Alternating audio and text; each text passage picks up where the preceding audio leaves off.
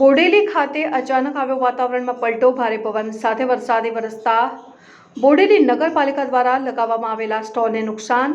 16 માર્ચના રોજથી પ્રાકૃતિક કૃષિ વેચાણ કેન્દ્ર સહિત અન્ય 50 જેટલા લગાવવામાં આવ્યા હતા સ્ટોલ. મહિલા મંડળો દ્વારા પણ કેટલાક લગાવવામાં આવ્યા હતા સ્ટોલો.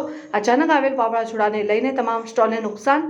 તમામ સામાન વેરણ છેરણ થયો. ટેન્કરને થયું નુકસાન. સ્ટોલના માલિકોએ પોતાના સામાનને પણ ન બચાવી શક્યા.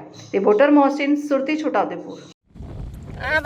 વાવાઝોડું આવ્યું ને બધા મંડપ પડી ગયા ને સાંજના ટાઈમે. હા, કેટલા સ્ટોલ લગાવેલા હતા? સ્ટોલ 50 હતા. બધા સ્ટોલ હતા. હા, અને અચાનક જ આવ્યું. અચાનક બધું સામાન પડી ગયું. બધા પૈસા ઉડી ગયા. ગલ્લાવી સામાન કાઢી લેવાનો કોઈ ચાન્સ મળ્યો નથી? ના, કઈ નહીં. અમારે પાપડી લોટ હતું, ઢેબરા હતા, ખીચો હતું ને પાપડ લોટ. બધું નુકસાન થઈ ગયું. હા, ચા સાથે બધું પડી ગયું. બધું નુકસાન થઈ ગયું. બીજા બહેનો બી હજુ સામાન હા, મકાઈની પેડ બધું સામાન હજી પડ્યું છે. બધા હેરાન થઈ ગયા. લોકો બધું નુકસાન થઈ ગયું.